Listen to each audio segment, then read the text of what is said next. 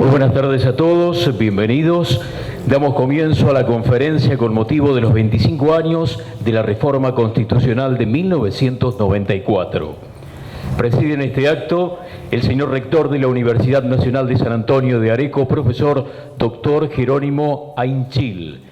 Lo acompañan el señor intendente de San Antonio de Areco, abogado Francisco Durañona, la señora intendente de Varadero, abogada Fernanda Antonijevich, el señor intendente de Bragado, que estamos esperando que llegue. También se encuentran presentes autoridades de la universidad, autoridades nacionales, provinciales, municipales, del Consejo Deliberante y autoridades de la educación. Vamos a agradecer la presencia de docentes, estudiantes y público en general.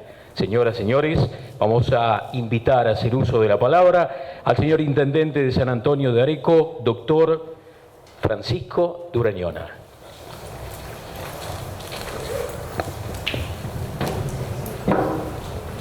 Buenas tardes a todos y a todas. Hoy se da una circunstancia especial. Somos dos intendentes de San Antonio de Areco, porque también nos acompaña el flamante intendente Francisco Rato. Así que muy contento de estar acá con ustedes, compartir que esta mañana estuvimos junto con mi tocayo Francisco Rato comenzando la transición luego de haber pasado el cronograma electoral, y la verdad es que fue un momento desde el punto de vista institucional y democrático muy interesante, que quería compartirlo con ustedes, y en esta casa de estudios con motivo de recordar los 25 años de la reforma constitucional, me parece que es muy atinado poder celebrar estos encuentros, ¿no? Que a partir de diferencias políticas y de diversidades en las miradas, podemos igualmente encontrarnos y trabajar juntos en pos de construir más instituciones, más democracia y reforzar también la calidad de vida en nuestra comunidad acá en San Antonio de Areco. Así que muy contento además de estar compartiendo de nuevo con Francisco acá esta jornada. Agradezco también al rector, a Jerónimo Ainchil, por haberme invitado, a la vicerrectora, Silvina Sanzarric. Un gusto siempre encontrar a quien fue colega en el Consejo Deliberante. Para mí, de lo que vi, lo más brillante que ha pasado por el Consejo Deliberante, y además un hombre fundamental para pensar San Antonio de Areco como es Fernando Fernández. Y bueno, y también un honor poder estar dándole la bienvenida a figuras de la talla de quienes nos están acompañando para hablar sobre un hito fundamental como ha sido la reforma de la Constitución a los 25 años, desde 1994, y la verdad es que podríamos, más que una jornada de un par de horas, ni siquiera un posgrado alcanzaría, ni un doctorado para todo lo que podríamos trabajar y profundizar respecto de la importancia de la Constitución Nacional, las virtudes que tuvo esa reforma, los pendientes y también los errores, porque como toda creación humana hay aciertos y hay errores. Yo me permití anotar, mientras le damos la bienvenida a Dania Tabela, estaba extendiéndola porque me dijeron que estaba llegando, entonces por eso la alargué. Dania es la vicerrectora de la UNOVA, Universidad Nacional del Noreste Bonaerense, que es el modelo de universidad nacional en zonas rurales, en zonas del interior, y que ha sido un bastión y una impronta muy fuerte para nuestra Universidad Nacional de San Antonio de Areco, en el marco de este modelo de arraigo que nosotros pregonamos y que tiene que ver con una mirada del siglo XXI, de volver a un federalismo moderno. Y para eso es esencial contar en nuestras regiones productivas, en nuestras regiones del interior, con un sistema educativo integral que incluya los estudios superiores, ¿no? Para que no se viva permanentemente esa migración constante a las grandes ciudades para poder desarrollarse, para conseguir oportunidades, sino que podamos tenerla en cada territorio donde elegimos vivir o donde nos toca nacer. Muy cortito, porque los especialistas están en la mesa, pero la verdad que el tema Constitución Nacional es una de mis cuestiones favoritas y no quería dejar pasar la oportunidad, se lo anticipé al rector y aún así quiso invitarme. Pero lo cierto es que muchas veces pareciera que la reforma constitucional del 94 fue exclusivamente una iniciativa del gobierno de ese entonces, del gobierno del presidente Menem. Y la verdad es que el presidente Alfonsín fue un gran promotor de la reforma constitucional. De hecho, durante su gobierno se creó el Consejo para la Consolidación de la Democracia, que en definitiva era el puntapié para poder avanzar en un proceso de profunda discusión y consensos respecto de la Constitución Nacional. Muchas de las sugerencias que se elaboraron en ese consejo creado por el gobierno del presidente Alfonsín fueron incorporadas finalmente en la Constitución del año 1994. Los objetivos de esa reforma tenían que ver con modificar normas existentes, porque la verdad es que todavía hoy, incluso con la reforma del 94, nos rige una Constitución que data de la década 1850-1860, para no entrar en discusión de la fecha exacta del punto de partida de nuestra Constitución Nacional. Ya son más de 150 años. La reforma del 94 fue imprescindible para modernizar esas instituciones y por eso modificar normas existentes se hacía imperioso. Crear instituciones modernas, consolidar el sistema democrático, afianzar la independencia de la justicia también fue uno de los objetivos que propuso aquel Consejo para la Consolidación de la Democracia creado por el presidente Alfonsín. También atenuar el excesivo presidencialismo en la Argentina, bueno, uno de los puntos que evidentemente hemos fracasado.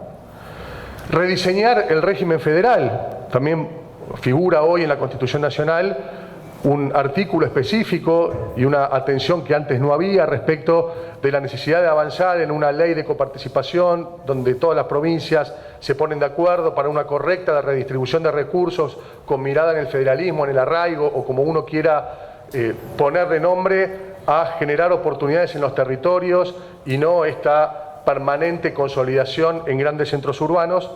Hemos fallado también. Argentina es el país de mayor concentración poblacional del mundo. No hemos logrado resolver con esa reforma constitucional el no federalismo que venimos pregonando desde que tenemos una nación.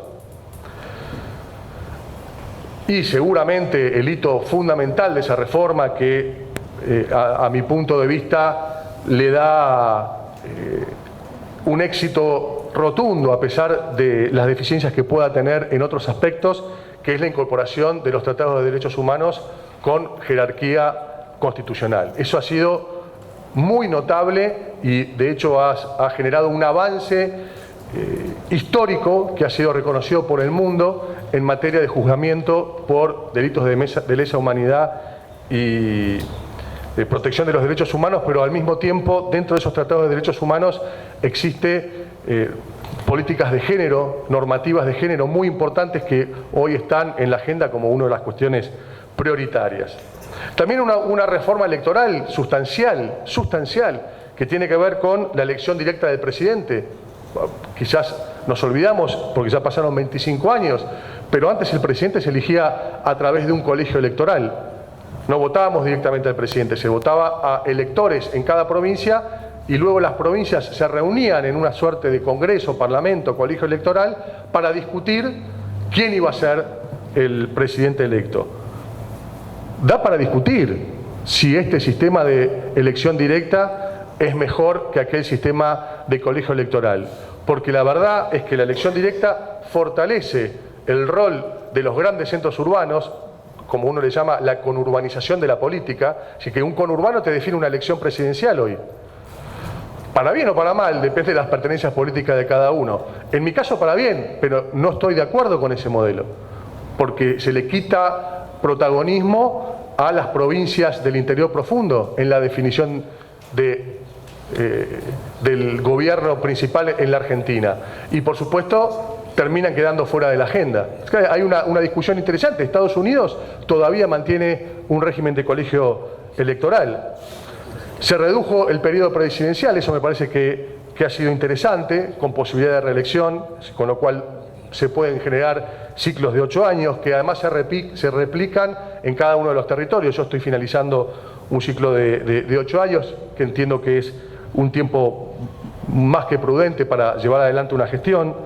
Se incorporó el tercer senador por la minoría. Esto fue interesante en cuanto a darle espacio a las minorías, ¿no? Antes solamente se elegían 2 senadores por la mayoría y, por si fuera poco, no era con el voto directo de los provincianos, los elegía las legislaturas, o sea que era un voto totalmente indirecto. Se elegían a los legisladores provinciales y los legisladores provinciales elegían a los senadores nacionales. Me acuerdo, y le hago un pequeño homenaje a mi padre, escribió un artículo muy divertido que los invito a buscarlo, que se llamaba El Senado Nacional, asilo de gobernadores, porque lo que sucedía era que terminaban su mandato los gobernadores y los legisladores provinciales, que en su gran mayoría dependían de la fuerza política de ese gobernador, elegían a ese gobernador para ir al Senado. El Senado de la Nación, asilo de gobernadores. Eso ha cambiado, me parece que ha sido muy interesante. Se incorporan las 2 fuerzas políticas mayoritarias de las provincias al Senado Nacional y creo que eso ha enriquecido mucho la discusión dentro del Parlamento. Se intentó atenuar el presidencialismo con la jefatura de gabinete, eso no ha funcionado, no es una jefatura de gabinete como funciona en el Parlamento Europeo o en el sistema parlamentario europeo. Eso, digamos que es una cuota pendiente. El Consejo de la Magistratura también intentó disminuir exceso de presidencialismo. Sin embargo, no terminó funcionando el Consejo de la Magistratura porque toda esa corporación terminó rehén de intereses políticos y lo cierto es que todavía hoy no podemos garantizar un sistema judicial que también habría que discutir si la palabra es independencia de la justicia, porque sin ser hipócritas va a ser difícil que podamos coincidir en que algún órgano de poder, ya sea institucional o extrainstitucional como puede ser la comunicación o la prensa, sea independiente, ¿no? Todos tenemos intereses, todos pensamos, todos tenemos ideologías y me parece que esto tiene que ser parte también de una nueva discusión respecto del rol de la justicia, que sin lugar a dudas es uno de los grandes dramas que se viven en la República Argentina, principalmente porque no hay acceso a justicia. Lo hemos dicho en esta aula magna. Acá en San Antonio de Areco, si hay un hecho de violencia machista, las víctimas tienen que hacerse 60 kilómetros para encontrar un fiscal, un defensor oficial o un juez que atienda en la causa. Y si uno vive en Ayacucho, tiene que hacer 130 kilómetros. No hay investigación judicial sobre cuestiones de narcomenudeo. Prácticamente en el 90% de los municipios del interior de la provincia de Buenos Aires. Se crearon órganos extrapoder muy interesantes como la Auditoría General de la Nación, el Ministerio Público Fiscal. Lamentablemente en este momento está a cargo del Ministerio Público Fiscal un responsable puesto discrecionalmente por el presidente, cuando en realidad eso lo tiene que proponer el Senado de la Nación. Eso no es lo que el espíritu de la Constitución entendió respecto de este órgano fundamental, porque es la autoridad principal de los fiscales federales.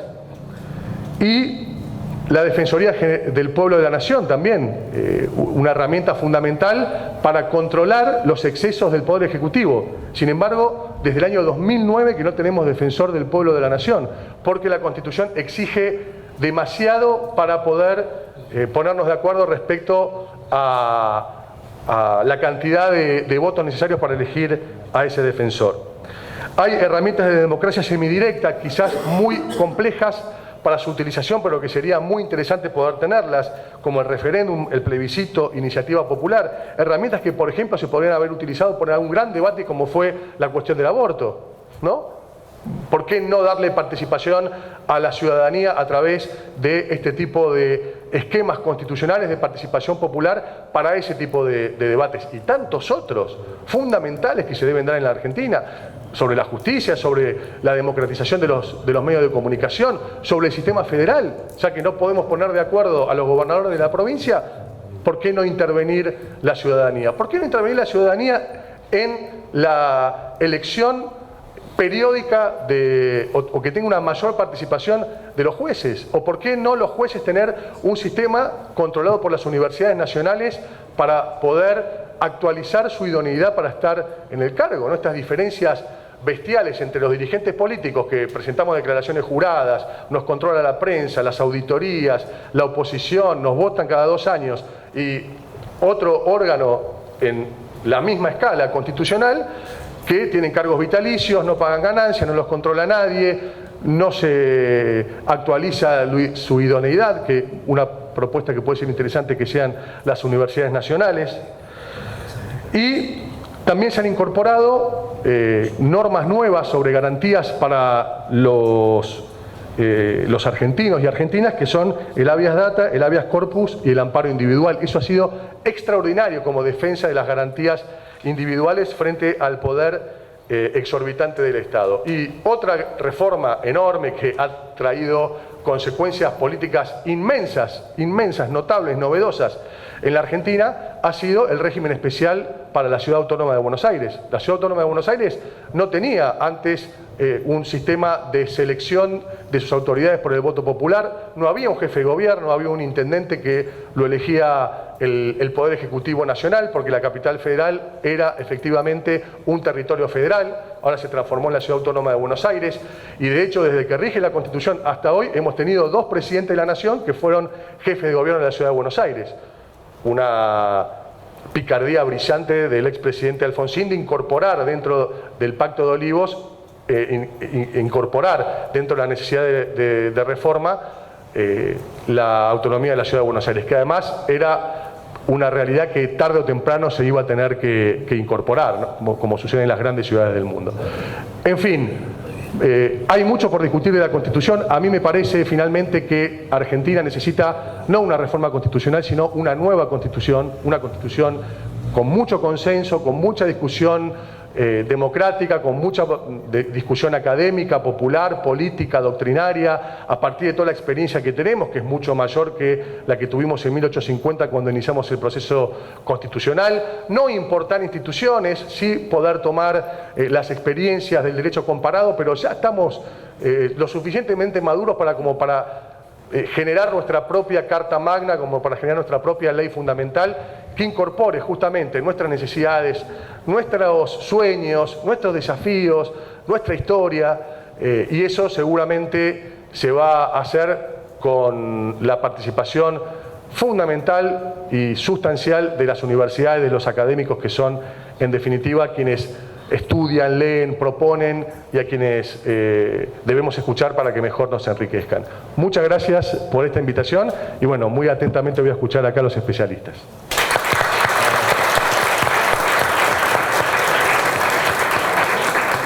Y antes de escuchar a los especialistas, vamos a convocar seguidamente a hacer uso del micrófono al señor rector de la Universidad Nacional de San Antonio de Areco, profesor doctor Jerónimo Ainchil. Buenas tardes. Yo hace tiempo que ya no leo, pero me parece que el tema hoy amerita tener algo escrito. Por supuesto, y además va a quedar mayor marcado el contraste de todos abogados que ya tienen la forma de hablar y de expresarse. A 25 años de la reforma constitucional, como Universidad Nacional no podíamos dejar de hacer este acto de conmemoración. La reforma constitucional implicó transformaciones sustanciales en la manera en que se concibe el rol del Estado y de todas las instituciones que lo conformamos, ante los nuevos desafíos que surgen en el contexto del siglo XXI. Por supuesto, yo no voy a hacer un análisis jurídico, para eso hemos invitado a un grupo de profesores de nuestra universidad. Sí quiero señalar 2 o 3 puntos que, según mi parecer, vinculan a la reforma constitucional con la misión y visión que es inherente a las universidades y en especial a la USADA. Puntualmente quiero hacer referencia a algunos aspectos que se incluyen en el nuevo texto de la Constitución que reafirman y le dan jerarquía constitucional a los principios que ya estaban presentes en el sistema universitario público argentino desde la reforma universitaria del 18. Como ustedes saben, la reforma universitaria, nacida en Córdoba en 1918 y desde allí expandida a muchos países de la región y del mundo, se convirtió en un paradigma de educación superior. Paradigma que en sus postulados de autonomía, cogobierno, investigación y extensión empezarían a conformar una concepción de la educación superior como un derecho social. En este mismo sentido, en el año 1949, el ideario reformista daría un nuevo paso durante el gobierno del presidente Perón, quien suspendería el cobro de aranceles de las universidades nacionales, las cuales pasaron a ser gratuitas, completando de esta manera la gratuidad de la educación estatal desde la primaria hasta la universidad. La reforma constitucional de 1994 incorpora a la Constitución Nacional la nueva cláusula del progreso, sellando en la Ley Suprema Nacional las ideas de una universidad moderna y al servicio del progreso social, los valores democráticos y solidarios. El artículo 75, en su inciso 19, incorpora la gratuidad, la autonomía y la autarquía de las universidades nacionales, dándole a estos postulados de la reforma universitaria jerarquía constitucional. Nos parece pertinente poner el acento sobre el significado de dos de estos valores, la autonomía y la gratuidad, que en la actualidad nuestra universidad ya lo ha incorporado en su proyecto institucional. En primer lugar, la autonomía universitaria constituye una característica primaria e imprescindible de la universidad, ya que se refiere a la capacidad que ésta debe tener para cumplir la misión que la sociedad le encomendó, dentro del marco normativo del país. Implica garantizar la libertad académica y científica. Significa también tener la capacidad de decidir la estructura más adecuada para su funcionamiento, elegir sus autoridades y determinar la forma de administrar sus recursos, entre otras atribuciones. Por supuesto, la autonomía universitaria debe ser ejercida responsablemente. Esto implica no olvidar que es la sociedad en su conjunto la que, con un enorme esfuerzo, financia la universidad. En consecuencia, la autonomía universitaria no puede ser la excusa válida para que la universidad se constituya en un ámbito de protección de privilegios personales. Debe poder atender las cuestiones que la sociedad demanda en pos de mejorar la calidad de vida de sus integrantes. En segundo lugar, en referencia a la gratuidad, la inversión en educación se explica por cuanto la educación es un factor para el desarrollo social, la movilidad social ascendente y la trascendencia humana. Esta inversión es significativa, como queda reflejado en el presupuesto anual dedicado a la educación. Por ello, la universidad debe ser, para la sociedad que la sostiene, un factor de desarrollo y progreso, de mejoramiento de la calidad de vida de todos los habitantes, de preservación de la cultura propia, de independencia en la toma de decisiones y en la planificación del futuro, respetando su misión institucional. En la sociedad del conocimiento no quedan dudas de que el recurso más valioso es justamente el conocimiento, que en buena medida se produce en las universidades, a partir del esfuerzo de los claustros universitarios. Y este es el aporte esencial que debe ofrecer la universidad. Pero también el esfuerzo que hace la sociedad para garantizar el derecho a aprender debe generar un conjunto de obligaciones por parte de los universitarios, de modo que la sociedad sea la destinataria final de los resultados de ese esfuerzo, en los diferentes aspectos que hacen a la calidad de vida. Si no se acepta este convenio tácito, no hay universidad posible, pues se pierde tanto la excelencia como la pertinencia y, consecuentemente, el sentido de una universidad pública y gratuita. Finalmente, me voy a permitir hacer una referencia personal. La historia y los hitos como los de hoy lo han construido personas físicas. Y en el caso particular, hizo una breve referencia recién el intendente, una de las personas que tuvo un rol importante en lo que fue el impulso de la modificación de la Constitución de 1994 ha sido su padre, y yo quería mencionarlo y hacer un pequeño reconocimiento en este acto de conmemoración. Muchas gracias.